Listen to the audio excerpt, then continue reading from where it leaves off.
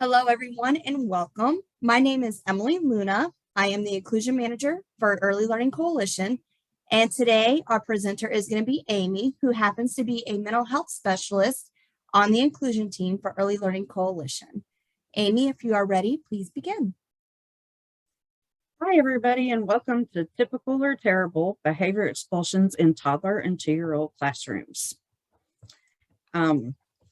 Today, we're going to talk about expulsion versus suspension and why it matters when young children are expelled, why behaviors usually occur, typical behaviors versus challenging behaviors, facts about young children with challenging behaviors, behavior concerns that may require professional intervention. We're going to show a video of connections in the classroom, and at the end, we will have tips to promote good behavior and 10 strategies to encourage positive behavior. Our objectives are that participants will understand what expulsion is and how it impacts the child, family, and society, understand what typical toddler and 2-year-old behavior looks like, understand which behavior concerns may require professional intervention, and receive tips and strategies to promote positive behavior and self-control. I do have some statistics where pre-K expulsions are 3 times more common than in K through 12, and childcare expulsions are 13 times more common than K through 12. Oh, go back one.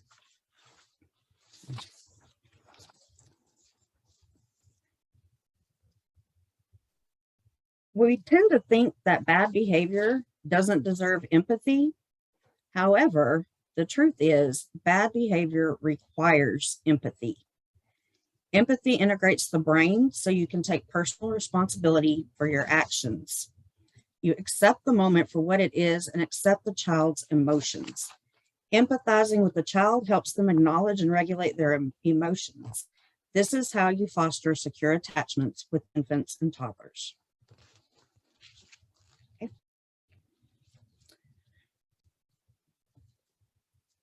Although we're focusing on expulsion, it's important to understand that suspension also causes lost learning time for the child and hardship on families.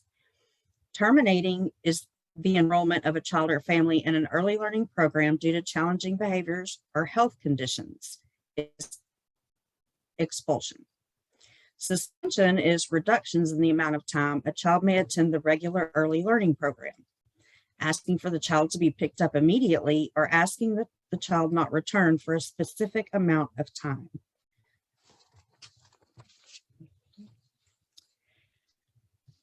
How we see a child dictates whether we will be helpful or hurtful to them and ourselves. We've all probably experienced that one child that comes every day. They have perfect attendance. They're the loudest. They're the most energetic in your classroom. They're also the child who is always taking things away from other children, hitting, kicking, pinching, biting, doing whatever it takes to get what they want. They have meltdowns, they cry, sometimes they scream. So how did the description of this child make you feel? Did you notice if you became tense? Did you immediately have a picture of a child in your head? Every day when that child walks through your door, is he met with, "Hey, Timmy, sure hope today goes better than yesterday"? Or is he met with a big smile, a high five? "Good morning, Timmy. We're so glad you're with us today." Think about how you feel when you get home or you walk into work. Does it make a difference in your mood and behavior depending on how you are greeted?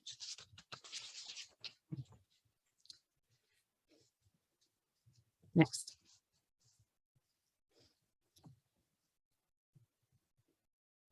You can go to the next one. So how did your morning start? Think about how you feel when you wake up in the morning and you already know it's going to be a battle because you have to get all your children ready. You have to get lunches and snacks packed. Then you have to drop your children off at school and childcare and make it to work on time. Yes, it is stressful for the parents, but it can also be stressful for the children. Do you like to be rushed when you first wake up? How a child's day starts can set the tone for the rest of their day. So why does it matter when a young child is expelled? Expulsions are connected to adverse outcomes that continue into adulthood. They remove children from learning environments that promote their developmental skills in all areas. Expulsions contribute to increased family stress levels. Expulsions for challenging behavior could be attributed to undiagnosed disabilities or disorders that could be addressed through special needs or inclusion practices.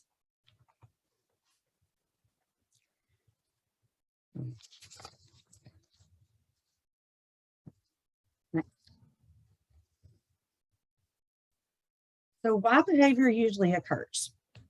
Most of the time, a child will throw a tantrum because they're trying to express something that they do not have the words to say. Behavior is their way of communicating what they want or what they want to avoid. Temperament is the way a child reacts to people, places, and experiences. A child's disability may result in them communicating their feelings through tantrums. Children who have easygoing temperament are better able to adapt to new situations and experiences. Children who have a fearful temperament are cautious and slower to adapt to new situations and experiences. Children who have intense or feisty temperaments react dramatically, are slow to adapt, and can be frustrated easily. If they have a sensory disorder, they may not be able to tolerate noisy spaces. If they have autism, they may experience stress being around other children. Next.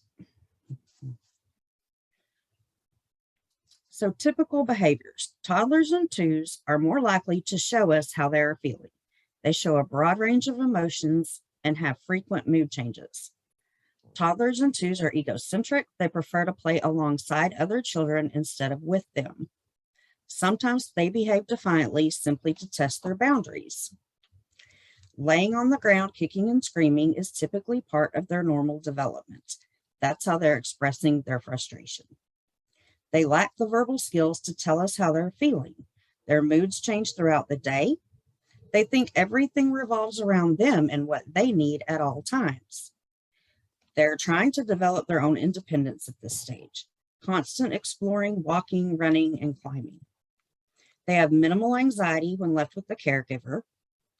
They're interested in toilet training, but may not be successful. They use the word no a lot. They respond with curiosity to stimulus. They're comfortable with touch and noise. They may hit and bite, but they can be redirected and stopped. These are the typical behaviors.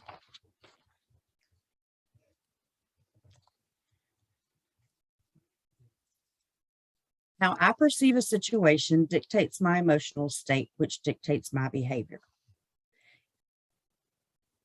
We cannot, as adults, help children regulate their emotional state if we haven't regulated our own emotional state.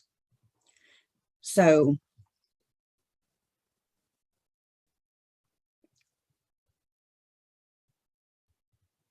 how do you know when you are in an unconscious state?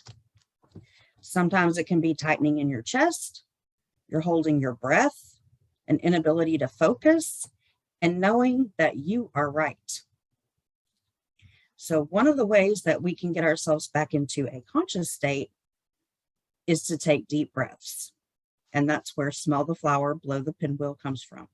Children need this too. They need a place where they can try to regulate back their emotional state.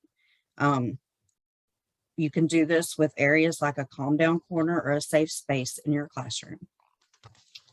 Okay. Some challenging behaviors. Children are learning how to handle strong emotions. They are beginning to feel pride, shame, guilt, and embarrassment. Children may be struggling with learning to cope with their emotions if they say no when they mean yes, they get angry and throw a toy, they act out when frustrated. When you ask the toddler if they want something and they say no, sometimes repeatedly, but they really meant yes, and then they have a meltdown. Talk about those strong emotions. I see that you're mad. Let's take 3 deep breaths, then we'll talk about what made you mad. Remember that young children need that time to calm down before they can actually listen to you and respond. When they're in the heat of their meltdown, screaming and crying, they do not hear a word that you're saying to them. So you have to give them that time to calm down. Okay. So what is the significance of this issue? Children who exhibit challenging behaviors have a tremendous risk of school failure. As adults, their lives may be riddled with violence, abuse, anxiety, and loneliness. Behavior problems in a child's preschool career are the single best predictor of delinquency in adolescence, gang membership, and adult incarceration. If challenging behaviors are not improved by the end of the 3rd grade, it appears that they should be treated as a chronic condition.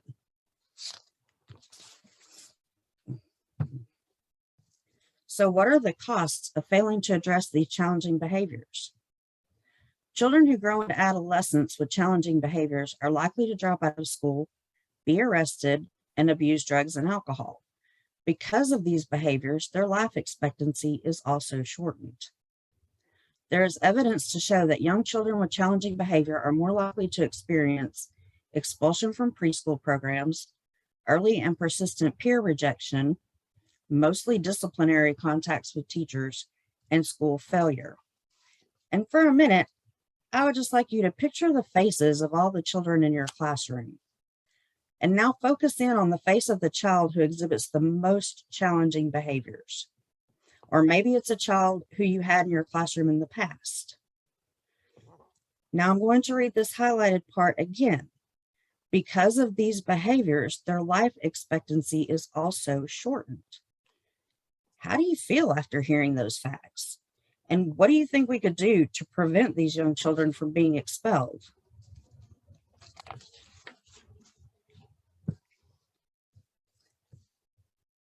So what positive aspects or outcomes can be expected from early intervention services that address these challenging behaviors?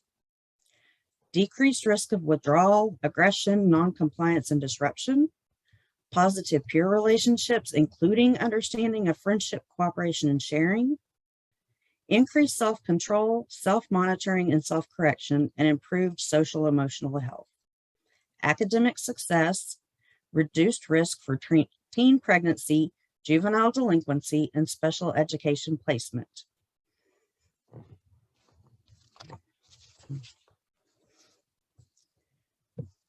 These are behavior concerns that may require professional intervention from a pediatrician or a mental health consultant. Now, remember, these would be not just a one-time thing. This is something that is pretty much all the time. Self-abuse, head-banging, biting, hitting, not forming affectionate relationships with caregivers or relatives that they see often, hit, bite, kick, or attempt to injure others, severe separation anxiety, toilet training creates excessive anxiety and behaviors, constantly screams instead of talking, severe temper tantrums that cannot be stopped or redirected, easily overwhelmed by stimulus, overreacts to touch or noise.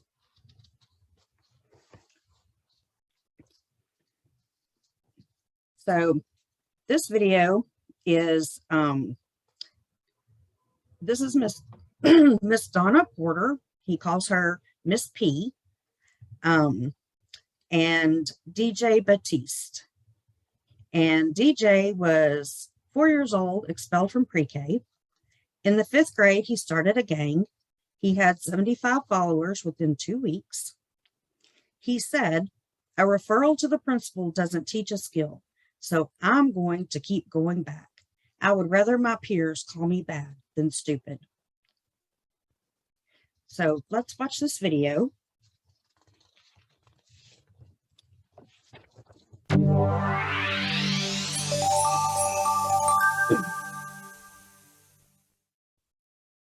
It's a shame that what was normal for me was for my teacher to be screaming right now. I just made the whole class laugh at her and yet she told me I have charisma. I need y'all to take that power. Ask yourself, do I mind 30 kids laughing at me?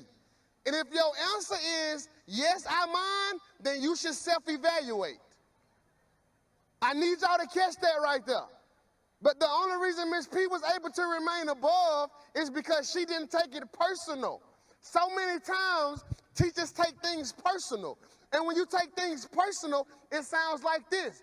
Oh, he's not going to come into my classroom and talk to me like that. You just made this whole situation about you.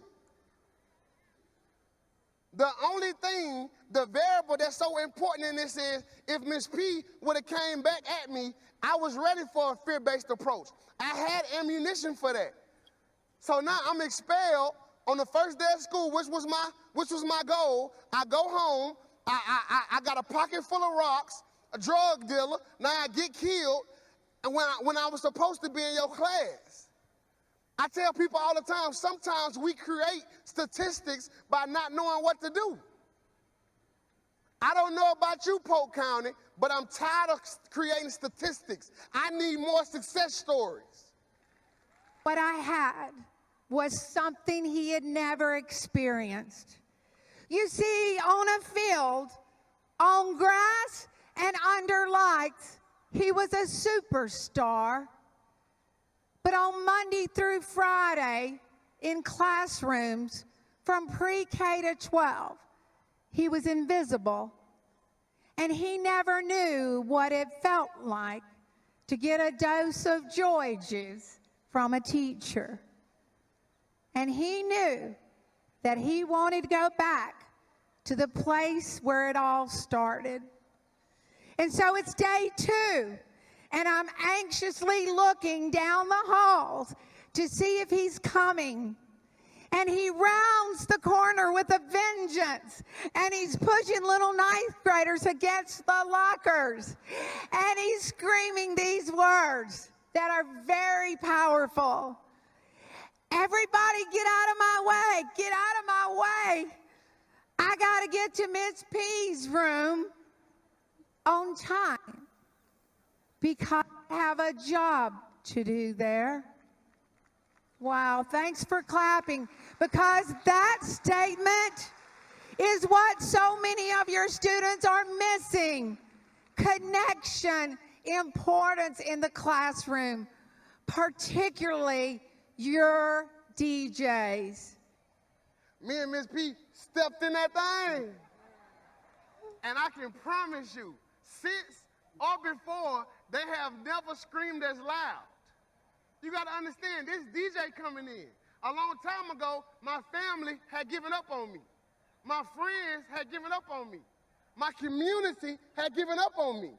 But it took the love, faith, and belief of you, my teacher. My teacher. Thank you, Miss P. It was an honor scholar. Thank you, Polk County. Thank you so much. DJ, I see a standing ovation happening for you. The ultimate compliment. 9,000 people on their feet for you. Thank you so much.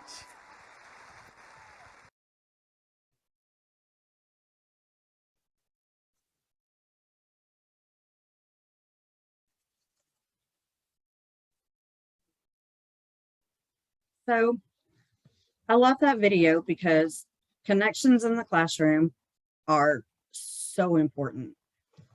If you can't find a way to connect with the children in your classroom, it's going to be difficult. You have to be able to connect with them on some level.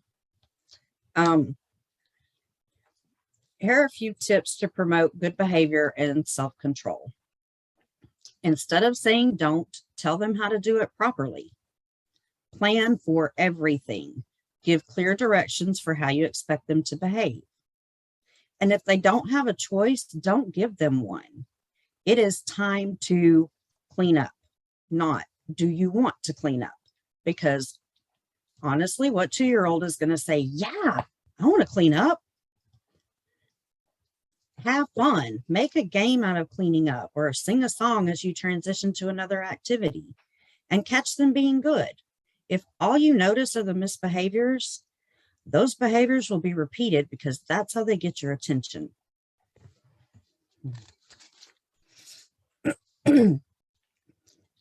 These are just a list of strategies to encourage positive behaviors. Set clear expectations from day one and stick with them. If something's going to change that is out of the ordinary, let them know. Let them know ahead of time. Provide structure and consistency. Collect data. Reinforce and name positive behavior. Give words for emotions. If you have a child that's came in crying and they're sitting by themselves, just say, I see you're crying. You look like you're really sad today. And then you can elaborate on that. Change the environment. Give choices. Avoid power struggles. Those also do not work well with toddlers and 2-year-olds. Model the behaviors you want to see the children in your classroom doing and support the child.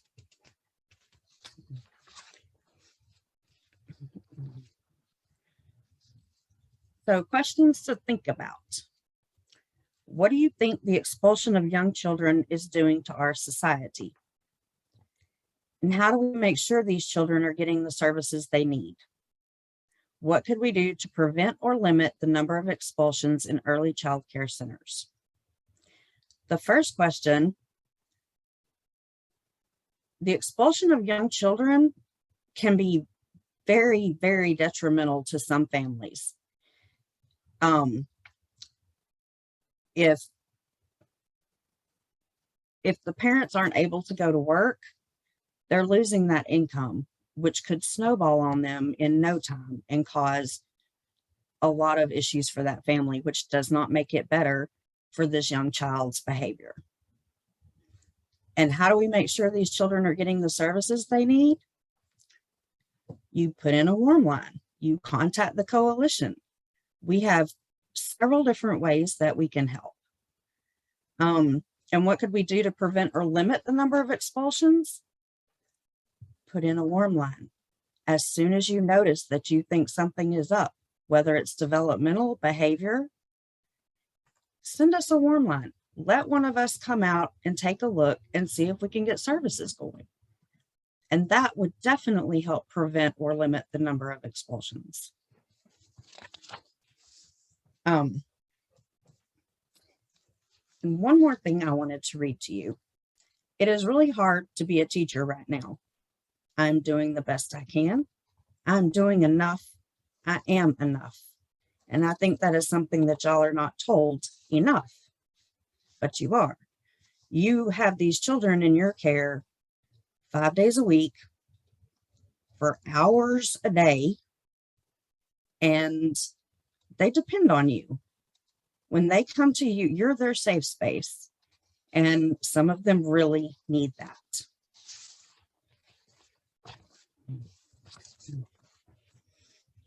So remember, the power you have as a teacher is limitless.